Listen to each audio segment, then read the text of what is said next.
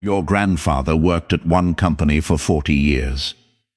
He got a pension, a handshake, and a party with a cake. Your father worked at maybe 3 companies over his career. He climbed, got promoted, bought a house on one salary. And you? You have had 4 jobs in the last 5 years.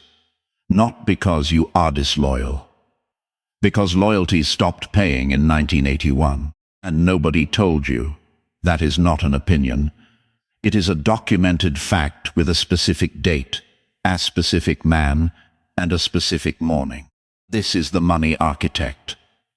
And if you think the death of the career is astery about lazy generations and changing values, you have been given the wrong map.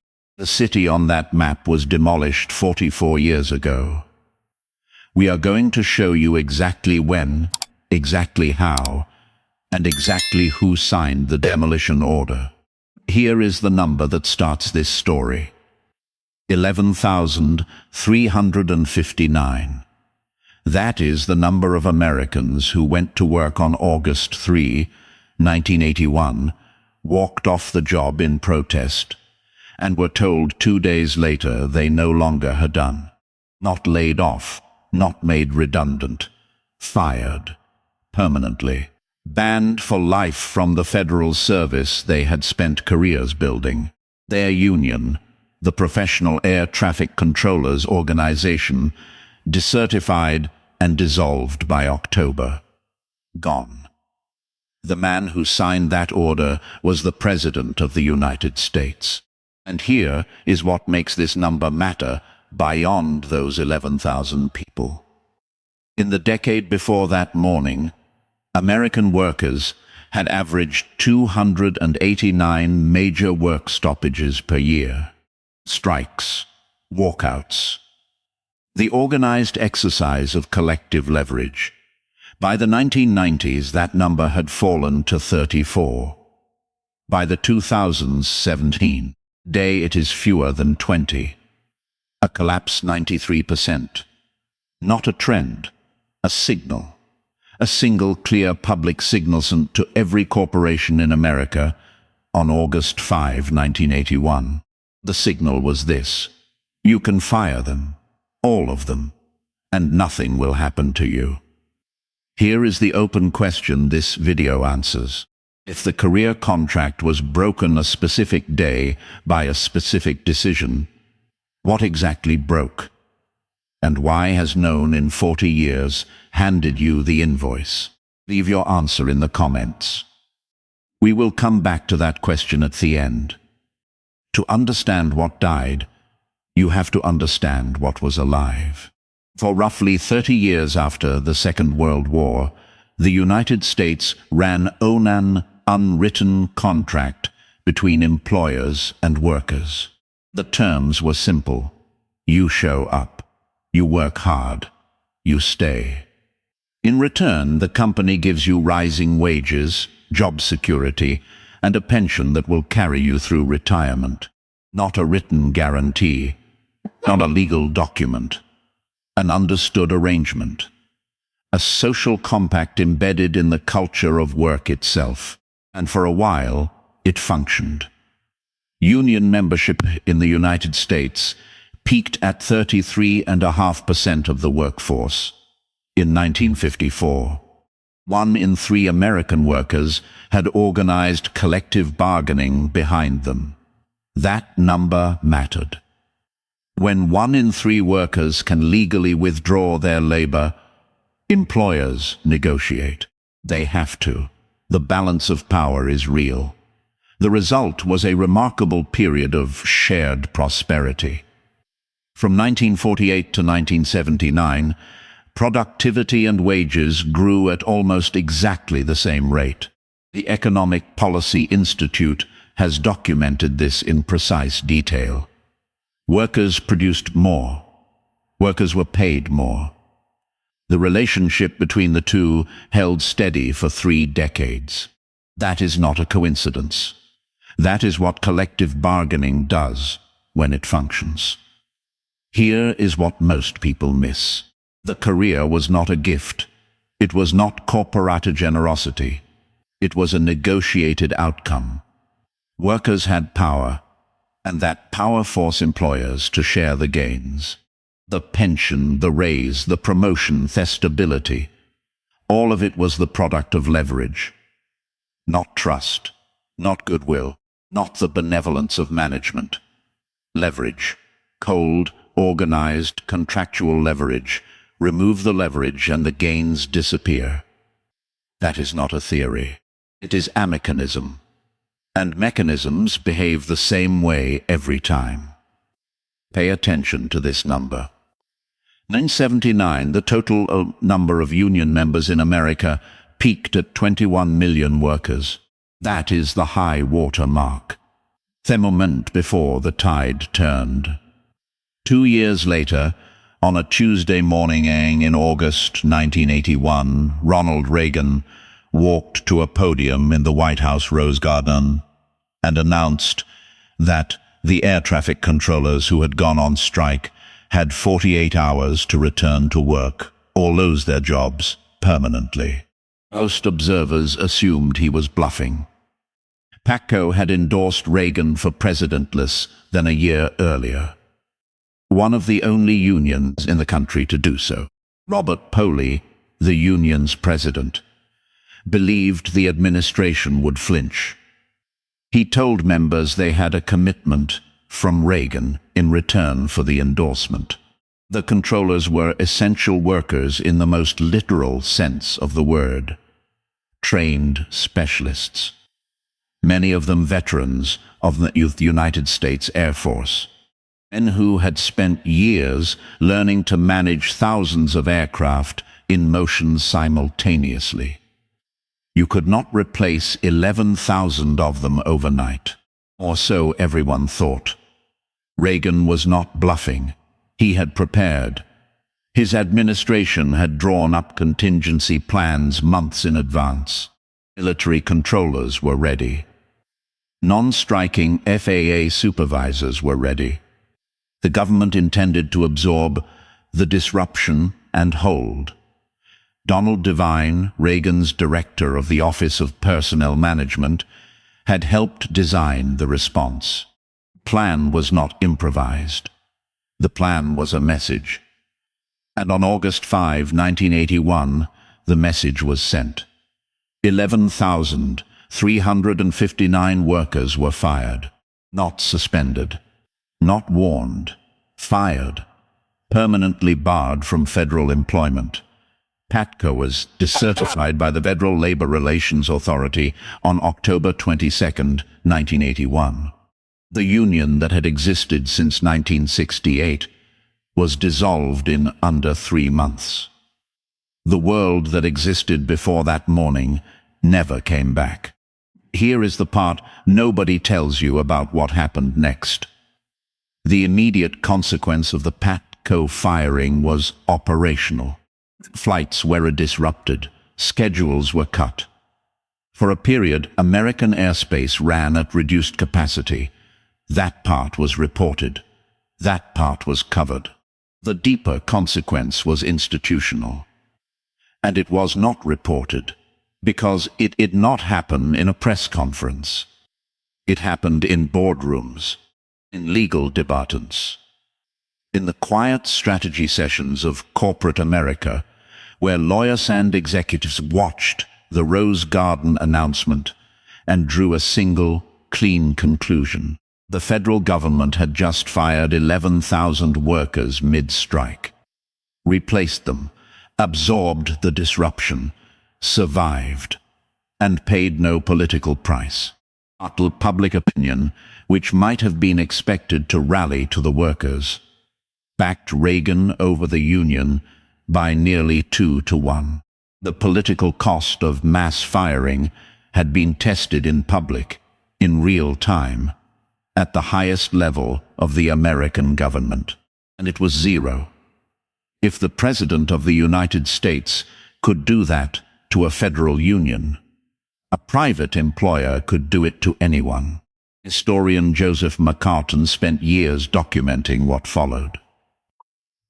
In his book, Collision Course, PATCO calls the PATCO firing a game-changing event in American labor relations that catalyzed the revival of strike-breaking. That phrase is precise. Not the birth of strike-breaking, the revival. The use of permanent replacement workers, which had existed as a legal option but had been largely dormant for decades, suddenly became standard practice. Companies watched Reagan and learned. The lesson was not subtle. You do not have to negotiate, you can replace. And the numbers recorded what happened after that lesson was absorbed. In the decade before 1981, American workers staged an average of 289 major work stoppages per year. That is the raw, open exercise of collective power. Workers who believe their withdrawal matters use it. Workers who believe the strike works, strike. In the decade after 1981, that average fell to 69. In the decade after that, 34. By 2009, the Bureau of Labor Statistics recorded just 5 major work stoppages in the entire United States. 5. In a country of over 300 million people and a workforce of over 150 million. The collapse was not gradual in the way a slow tide recedes. It was directional. A straight line downward, decade after decade. Each number confirming that the signal of August 1981 had been received, absorbed, and institutionalized. The strike, which had been the workers' primary instrument of leverage for 80 years, was functionally neutralized in less than a decade. But here is what made the PATCO signal so durable.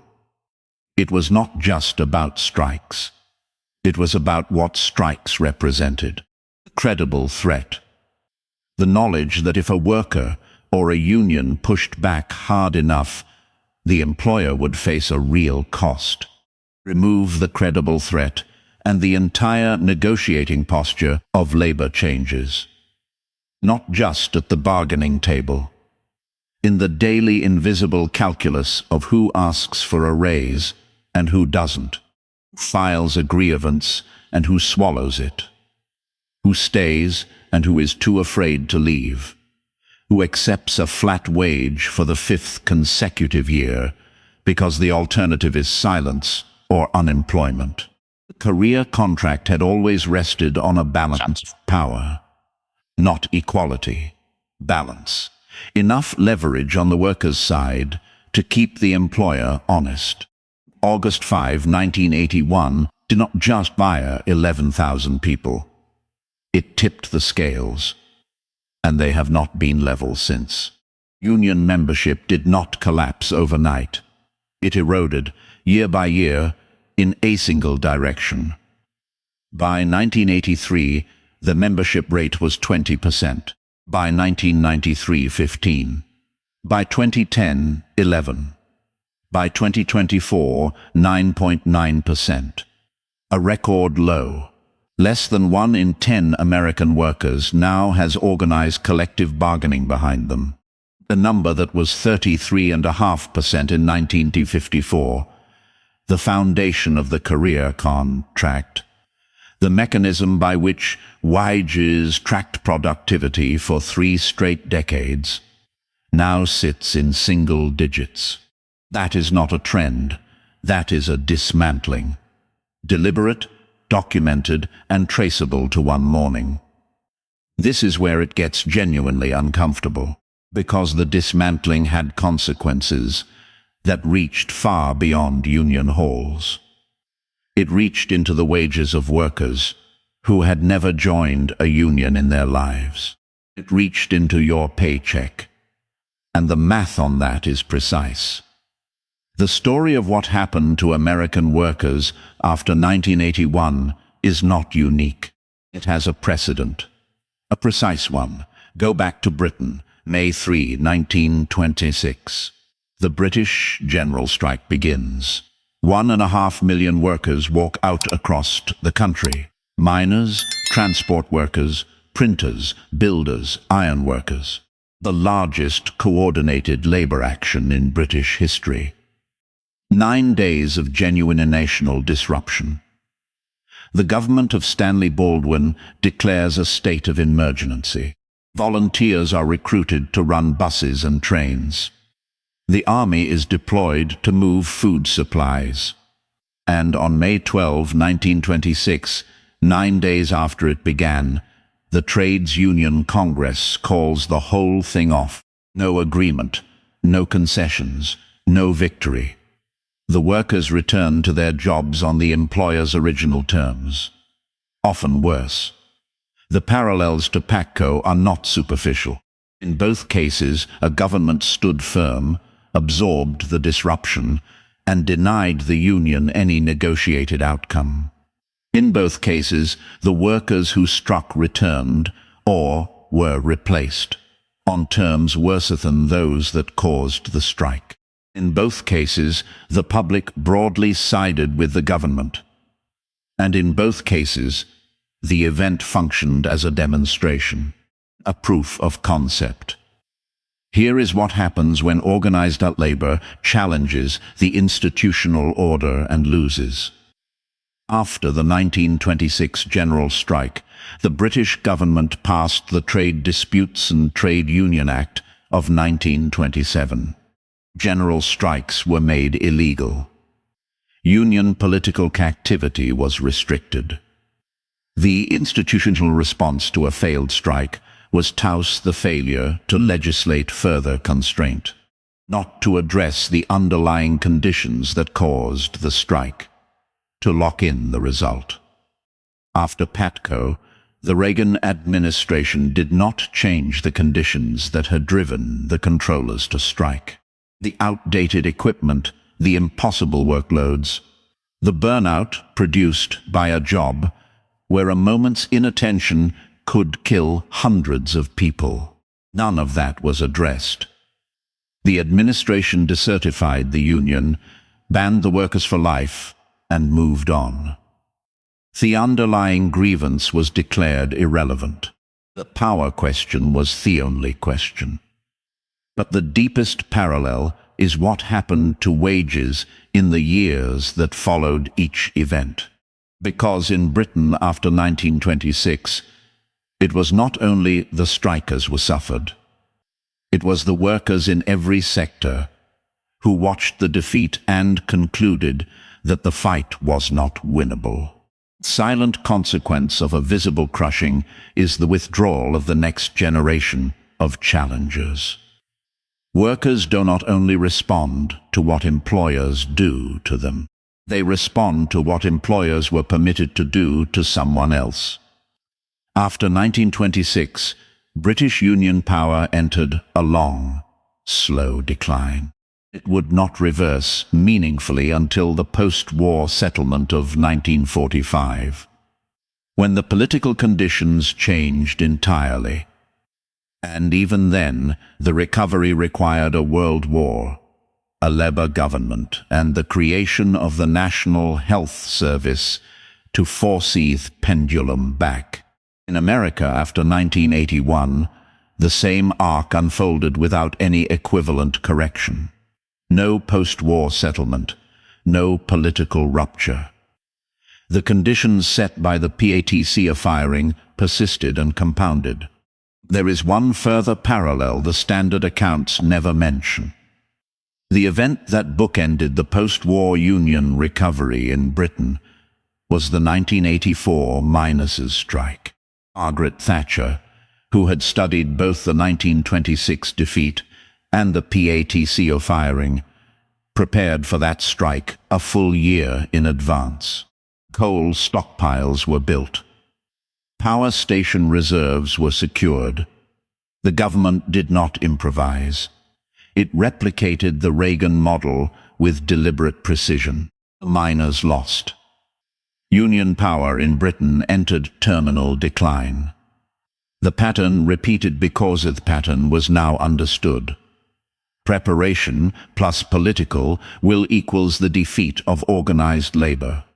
Playbook was written in Washington in August 1981. London used it 3 years later. Historian Joseph McCartan called the PATCO firing the event that catalyzed the revival of strike-breaking. Not caused, catalyzed. The conditions already existed.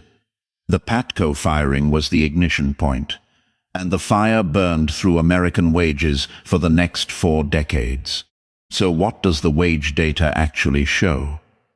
From 1979 to 2025, net productivity in the United States grew by 90.2%. Workers produced nearly twice as much value per hour as they had 56 years earlier. Technology improved. Processes improved. Output per worker climbed for nearly half a century without pause. Wages grew by 33%. That gap is not a rounding error. It is not the result of a recession, a war, or a single external shock. It is a sustained, structural divergence that began in 1979 and has widened every decade since. The Economic Policy Institute calculates that if wages had kept pace with productivity since 1979, the typical American worker would be earning $16.40 more per hour today. That is not a marginal adjustment. That is a different life, a different mortgage, a different retirement account, a fundamentally different relationship with debt, with savings, and with the question of whether a single income can support a family. But here is what gets omitted from that calculation. The divergence did not begin in 1979. The data series starts there because that is where the comparable data begins. The mechanism that produced the divergence was accelerated decisively in 1981. Before that acceleration, wages and productivity had tracked together for 3 straight decades. After it, they separated and have never converged again. The breakpoint is not invisible. It is not gradual. It is dated. And the answer is not what they taught you in school. Because the standard explanation for wage stagnation focuses on automation, on globalization, on the transition from manufacturing to service work. Those factors are real. They matter. But they do not explain the timing or the distribution. The policy decisions that systematically suppressed worker bargaining power did, and the Economic Policy Institute is explicit on this. They do not call the pay-productivity gap stagnation. They call it wages suppression, a deliberate word, because the data support a deliberate conclusion. It was, in their analysis, a failure by design, engineered by those with the most wealth and power, not an accident of technology or trade, a policy outcome. Look at what the distribution of those gains actually shows. Between 1979 and 2019, net productivity grew 59.7%. The bottom 90% of American workers saw wage growth of 26% over those 40 years, the 1% per year. The top 1%, primarily credentialed professionals and corporate managers, saw wage growth of 160% over the same period, 6 times more. The pie grew substantially. The people who baked it received a smaller slice than at any point since the Second World War. This is the modern manifestation of what the PATCO firing set in motion. Note a single act of corporate greed, a structural shift in who captures the gains of economic growth. When collective bargaining was strong, workers captured their share through organized power. When collective bargaining was weakened, The gains flowed to the shareholders, the executives, and the buyback programs. The mechanism is not complicated. The arithmetic is not ambiguous. The question is only whether you are willing to follow the evidence to where it leads. Here is what it means at the level you feel it every day. You have had multiple jobs. Each one has felt more contingent than the last. The raise you were promised took longer than the review cycle you were told. The pension your grandfather had does not exist in your industry. The security your father described sounds like a different economy. Because it was. Not because the economy became more complex or global or automated beyond the capacity of ordinary workers to benefit. Because the policy framework that forced employers to share productivity gains was deliberately dismantled, on at a time, starting from 11,000 fired workers on a Tuesday morning in August 1981. The career did not drift away. It was taken. Why does this keep happening? That is the question underneath all the data. Productivity diverges from wages. Union membership falls. Strike activity collapses. The career contract dissolves. Why does no mechanism correct it? Why does the pattern persist for 44 years without reversal?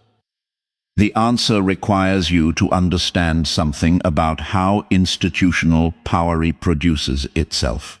When employers gained decisive advantage over workers in 1981, they did not simply pocket the immediate gains.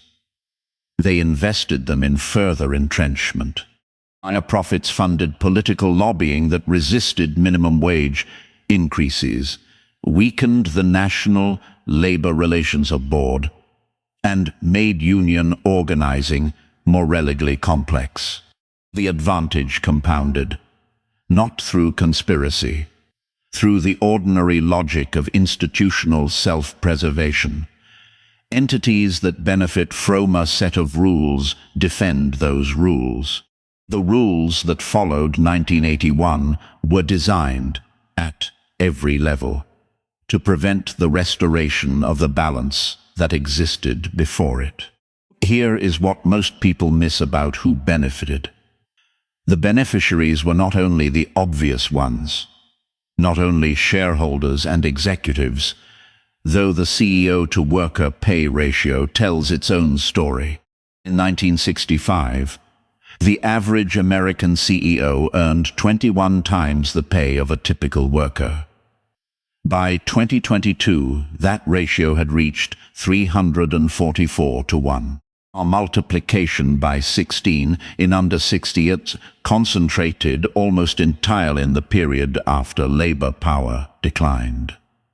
But the less visible beneficiaries were the pension funds, the index funds, the retirement accounts of the professional class that held the equities that appreciated as wage bills were suppressed. The productivity gains that did not flow to workers flowed into corporate profits. Corporate profits flowed into stock prices. Stock prices rose. And those who owned stock, not those who worked for wages, captured the 4-decade return on the PATCO decision. This is the structural reason the pattern persists. The people whose savings are invested in the system that suppresses wages have a material interest in that suppression continuing, even when they are themselves workers who are underpaid.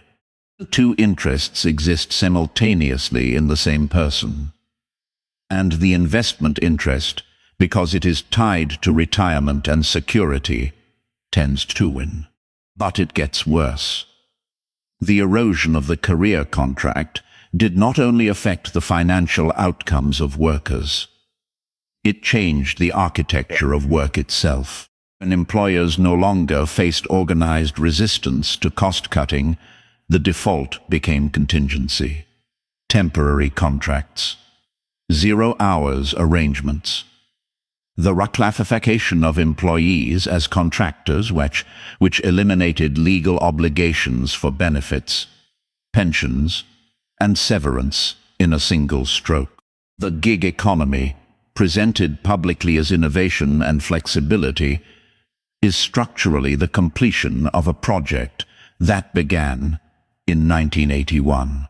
The project is simple. Remove every legal and cultural constraint on the employer's ability to treat labor as a variable cost rather than a human relationship with obligations attached. Career was not just a financial arrangement. It was a statement about what the relationships between an employer and an employee was supposed to mean. I'd say the company has obligations that extend beyond this quarter's payroll. It said your years matter. It said loyalty runs in directions. August 5, 1981 was the day the institutional version of that statement was revoked. Not by a gradual cultural shift, by a decision, by a man at a podium, by the calculated, prepared, deliberate choice to demonstrate that their relationship was transactional, asymmetric, and terminable at will. The career contract was not broken. It was cancelled. And the cancellation was never announced, because announcing it would have required admitting what it meant. Where does that leave you? Not in the abstract, not in the historical record. In your life today, with the choices in front of you. If the career contract was cancelled in 1981, and if the data confirm that cancellation produced 40 years of wage suppression, the most important thing you can do is stop operating under the terms of a contract that no longer exists. This is not cynicism. It is precision. The worker who stays loyal to one employer for 20 years expecting therewards that loyalty produced before 1981 is navigating with a map of a city that was demolished. Streets are labeled. The buildings are gone. You cannot reach a destination that no longer exists by working harder at then navigation. What does operating under current conditions actually require? First, your wage will not grow through loyalty alone. Workers who switch employers every 2 to 3 years systematically out-earn workers who stay. The Atlanta Fed's wage growth tracker has documented this persistently for years. Job switchers earn more. Not marginally, structurally. The employer does not reward tenure. The market rewards mobility. That is a labor market mechanism produced by the same structural shift that began in 1981. Not a personality observation. A data point. Second, your employer's obligation to you ends at the paycheck. Not because your employer is malicious.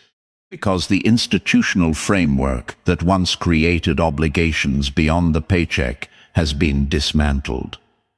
The pension is gone. The implied tenure is gone. The social contract that said your years of service would be honored is gone. What remains is a transaction.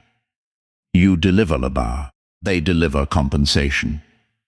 The transaction is honest when both sides acknowledge what it is. The older generation that asks why young workers lack commitment lived a version of the contract that functioned.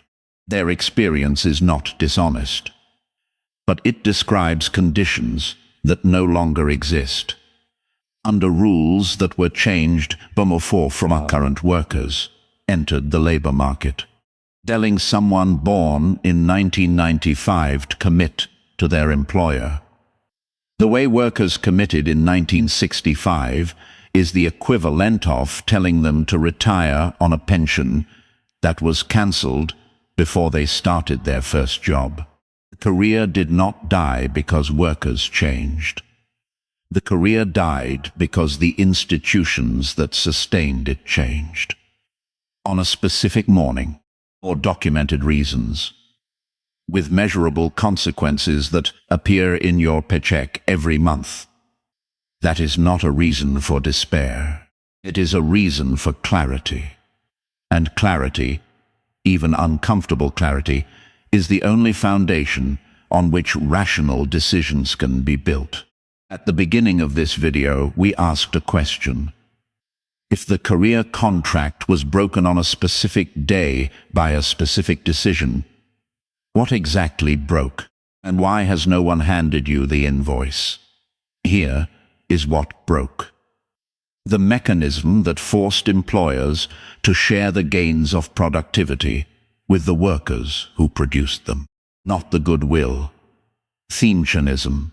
The organized, legally recognized, collectively exercised power of workers to withdraw their labor and impose a real cost on employers refused to negotiate honestly. That mechanism was tested publicly in August 1981. It failed publicly, and the failure was observed, documented, and replicated by every major private employer in the United States over the following 2 decades.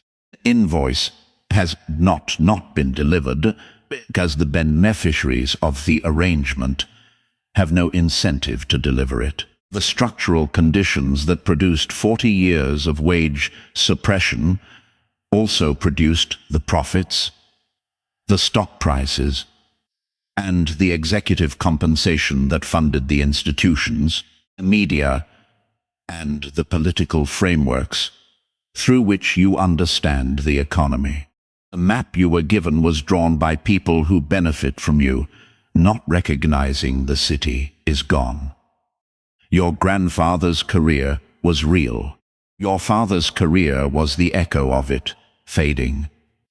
What you are living now is the arithmetic consequence of a decision made before most of you were born, by people who understood exactly what they were doing and did it anyway. The question in the comments was this: what exactly broke? You now have the answer. Not something vague, not values or culture or generational character.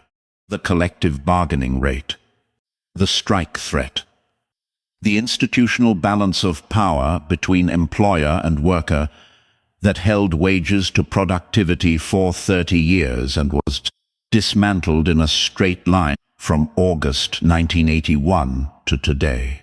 Subscribe if you want to keep reading the documents behind the headlines.